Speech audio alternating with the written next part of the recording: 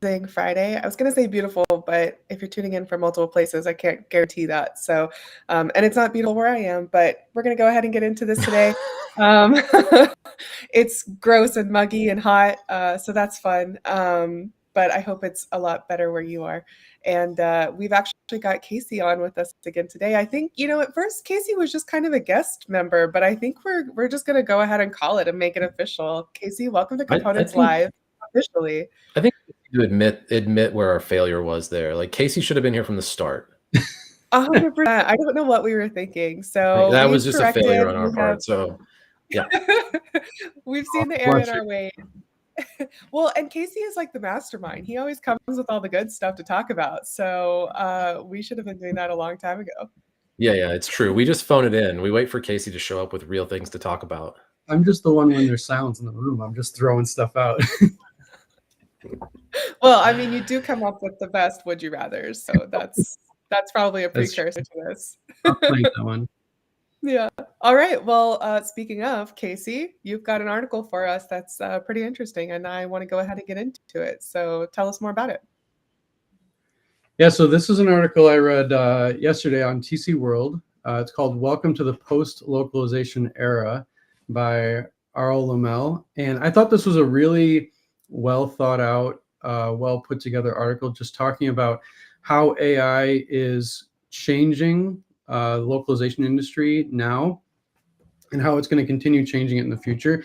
And a lot of the article is focused around, kind of if you're a localization provider, what do you need to be thinking about or doing given that AI is transforming your industry and a lot of other industries and potentially in some areas making what you do almost irrelevant because the AI could do it almost totally automatically.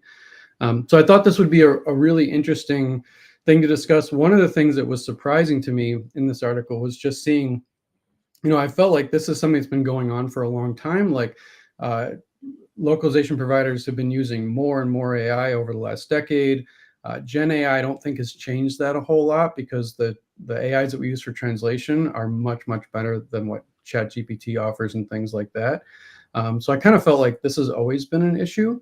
But one of the graphs in it showed that, in terms of, highest, what would you call it, like gross margin globally for localization providers, like 2023 was the highest. And I would have thought that it would be, steadily declining since basically the 2000s. Now, the actual cost per translation, I think is because it's becoming more automated. But I wanted to throw this out there, talk a little bit about, what you guys think, how it relates to our industry and our customers sitting on the other side of the equation, the ones paying for localization, and what it might mean for the future.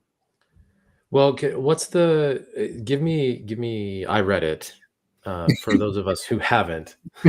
For those out there who haven't, which is everyone at this point, maybe we'll certainly include a link. But what's the upshot of this? Like, what's the conclusion? It's a really good article. But what do you think the conclusion is from this that they draw here?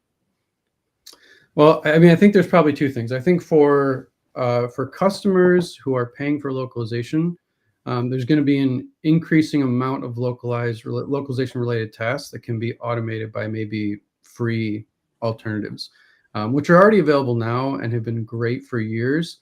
I think that we're going to see more automated quality assurance put around those tools. And I think ultimately at an enterprise level, that's what most people are paying for localization or translation. Yeah. Is they're not paying for someone to go and translate words. What they're paying for is someone to say, I put my stamp of approval on this, that it's good and that there's high quality on it. And I'm not sure if I see that changing from an enterprise standpoint, because I think you're always, at least in the near future, next 5 to 10 years, I think you're always going to want to have someone that puts their stamp of approval on it. Yeah, I think that's right. I think there are. Sorry. Before y'all keep going, for those who are lesser minded like myself, can you differentiate between translation and localization? Ooh, that was great. That was great. That's the difference. You just say different words. No, I think no, no, I think the distinction is great. I think it's an important one. Translation is going to be the actual act of it's the translation process is changing like the language from English to Spanish, whatever. That's the translation. That's different than what most people understand localization would be, which can include things like images. So images might need to be localized, even if there's no text in them. So if you're going to deliver content to, let's say, an all Japanese audience, you might want to update your images that are in the document so that it's not a bunch of Westerners in there. You might want Japanese people to be in your images. That's part of the localization process. Another thing could be like cultural norms that are you can kind of catch glimpses of them being in some sense encoded in the language through things like idioms, for example. There might be idioms, and of course we try to avoid some of these in technical content, but sometimes you want these. You might want idioms in marketing content, and that content needs to be translated, and that translation, if it's just dry translation, might miss some of that. So localization will take all of that stuff into account and can be more, you when you get localization, you might have um, more nuanced forms of translation that are a part of the localization process. So if you're delivering content to particular geographies, I mean, you guys know this as well as I do, like the United States doesn't have a culture. We have a lot of them. We have a lot of different cultures here. And so when you deliver content into those particular locales, the text might all be English, but you might have different nuances to what you're actually localizing, and that's the localization process can take that into account. So I think there is a distinction to be made there. I'm going to call Webster's dictionary. Do Send it. a clip of this. You nailed it. Yes. Yes. I just make sure they spell my name correctly. No, it is important because the terms get thrown around a lot and interchanged a lot, but there is significant difference, especially if you're the one footing the bill for it. There's Yeah, that's right. for That's sure. right. I think one other upshot from this article is that, I mean, it does point to people that are doing translations, and basically says like, listen, changes are coming, and you need to be, if you're a translator and that is your primary skill set, you need to be ready for the landscape to shift, and your I don't want to say value, that's the wrong word, but your contribution to the localization industry is it's going to decrease if you're focused just on changing words from one language to another. If that's been your specialization, is that, then that's going to start to be under threat from these tools. And so you need to move to have a this author calls out specialized skill sets. Basically, you need to become good at using these tools that are being introduced that can actually do the translation work for you. We've seen this, I think, internally. I mean, I've seen this with myself using our own tools that, are Casey's brainchild. When I'm using our own internal AI tools, I don't have to craft the words as much anymore, but I certainly need to understand the concepts that I'm talking about, or I'm asking a tool to write for me, because I need to be able to check them, and I need to be the quality assurance guy. I need to be the expert at whatever that tool spits out. So would Yeah. would both of you kind of say that like the localization translation industry as a whole is kind of the same? We would say the same thing to them that we say to technical writers, like this isn't going to take your job, but it can upskill you, and learning it could like actually like further your career instead of like destroying it entirely. I would say I would change the language a bit, and I wouldn't say it's going to upskill you. I think you have to make the decision to upskill and use these tools to remain, to maintain your place of contribution to that field. If you choose not to and you stick with just translations, then it might actually start to take some of your livelihood. Like, I don't mean for that to be like panic inducing or anything, but like that's just the reality. Like, new tools are introduced. Again, these are tools. They aren't like AI tools they don't understand. They really don't understand. It's a machine, it's inputs and outputs. they're fancy and they're powerful, but it's inputs and outputs. It doesn't understand from a first person perspective. It's a tool that we can use. And so these things aren't like, they can represent threats if you're not willing to adapt. But now that they're here, adapt, learn them, work with them, and then you have a new skill set. And I think that's the case across most industries when we see these types of shifts, is that they may be large shifts, but they really are more shifts than anything else. And another thing is, when we're looking at the growth of the amount of content being created, it also helps to offset the fact that there's more automation on the other side of the equation somewhere for like translation.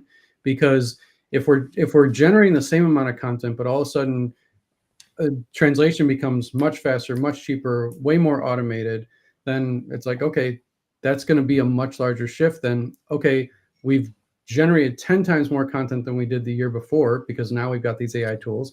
We still have to translate all that content. We've got better tools to translate, but there still needs to be someone there driving the ship that's actually making sure that that has the quality, because it can be, especially in the sense of like enterprises that are localizing content for different cultures, like it can be a big hit on their credibility in scenarios, or could even be a major safety issue if they're in regulated industries where what their content says matter. Like, how tight does a bolt need to be, or what's the specific safety procedure? Like, these things I think are really important for enterprises, small, medium-sized businesses that maybe aren't in those regulated industries. Like, there's probably a good enough for how well the translation has to be. But I really think as long as there's a requirement to have high quality, there's always going to be something for a person to do in that equation, at least in the near future. Like, we don't know 25, 50 years out, but and I think the shift is, I mentioned this to you guys earlier as we were just chatting, but I was recently with a customer, and their part of their product that they would deliver was its analysis and its text, and they were delivering their content in PDF form. And so the people who created that content were analysts, and they would write. And so they understood their value, what they were bringing to their contribution to the product, to be the text on the page. And I think there's an analog with translators. In our space, the people that are using our tool now, your contribution is not just text on the page. It's text on the page plus all of the pieces of information, the metadata that gets assigned to content in a structured environment, so that tools like AI tools can consume that content and do new and unique things with them. That's way different than what you can get out of a PDF or a Word file. That I think the same is going to be the case with people who have traditionally been considered themselves translators. Your contribution isn't just changing one language to another. Your contribution is understanding this broader landscape and where the tools have shifted to and what's possible now, and adapting to that, and then providing that contribution outside of just the text, because these tools might be able to do all of the text from one language to another. Your job now is to function as quality control, wrap it with any special information that you want to monitor to make sure the tools are working correctly, but it may not just be translation anymore. Yeah, especially when your organization is going to want to train its AI models on the content that you're producing, or your localization provider is producing. It even puts more emphasis on getting it right, because that you could magnify an issue 100-fold if it's just not something that got printed, but something that got put into an AI's training model. That's right. The whole kind of intertwined spaghetti mess of things that make this, I don't think a scary problem, but something that is really fascinating and an opportunity for people on both sides, people creating content and people localizing content. Certainly we've seen an uptick in people looking at structured content more, just because they understand that, when someone, C-level comes up and says, hey, what can we do in terms of translation around AI? Structured content comes up all the time. And just quality of inputs into these models. If you're going to leverage them, quality of input matters quite a bit. We've seen an uptick with people saying, like, we need to make sure what we ingest or what we put into them is higher quality. And the same is going to be the case with localization too. I have one really quick hot topic, hot take for you too. And I heard it this morning actually. So a lot of big companies, big tech companies are doing their like annual state of calls and all their like rev calls and all that stuff. And Mark Zuckerberg is actually under a little bit of heat because during their annual call, Facebook's or Meta's annual call, he said that they're going to be pouring a ton of money into AI and to all of this like metaverse kind of stuff, but that he doesn't anticipate revenue for years. And so his stakeholders are a little upset with that fact today. What do y'all think? So he doesn't expect increased revenue from the tools that they're working on and they're developing. I mean, it doesn't strike me as crazy. I'm sure shareholders don't like that, but I have a friend who worked for Meta for a long time, and when I met with him last time I was in California, I was like, "So what are you working on?" He's like, "Well, I can't talk about it exactly." He was like, "But I'm working on a project that we don't have any intention of releasing for the next 4 years." Yeah. And like he was working on a product that Meta, Facebook wanted to release, but their timeline was 4 years from when he and I were talking. So I think those big, when you're a company of that size, like if you're not thinking out 5-10 years, then you get blindsided by someone else. So it seems smart. And they just released Llama 3, their newest LLM, which seems pretty awesome. I mean, I'm not in charge of an organization like that, large or small, or any organization. But what I want to say is like, calm down, shareholders. Like, give us some time to like do some cool stuff. Like, get off your quarter schedule. says the only guy on this call who's in sales. Oh man. Well, I mean, I'm sure they'll have lots of stuff and they'll make plenty of revenue, and I'm sure that will come around and we will see the fruition of that at some point. But this has been wonderful and we've had a great conversation. I appreciate you both joining us and everyone else joining us as well. Don't forget, you can always catch this on our podcast wherever you stream them. And we also have the content operations series going on too. So that's Patrick sitting down with all the co-authors of the content ops book. And we have